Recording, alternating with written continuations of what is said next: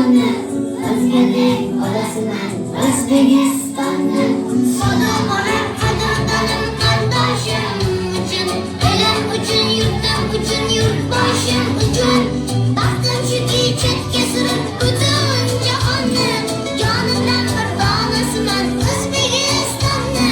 Baxtim shuki chetga surib butun jahonni, jonimdan bir donasiman O'zbekistonni.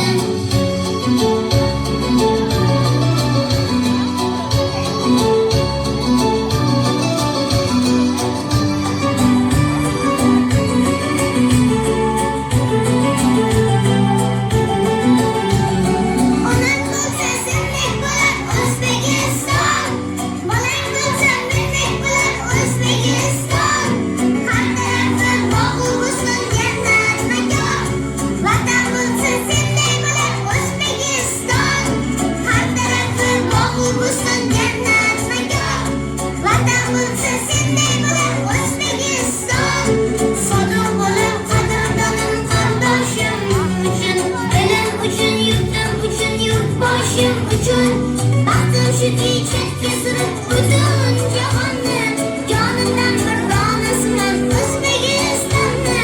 Baxtim shuki chetga surib butun jahonni, jonimdan bir donasiman O'zbekistonni.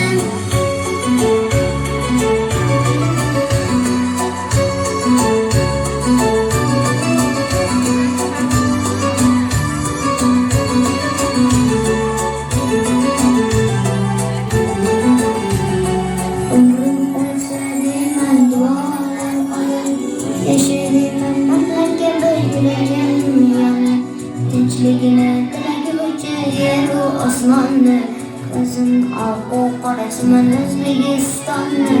Tinchligini tilaguvchi yeru osmonni, ko'zim oqu qorasiman O'zbekistonni.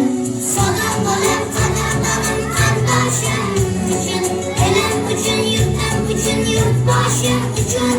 Baxtim shuki chetga surib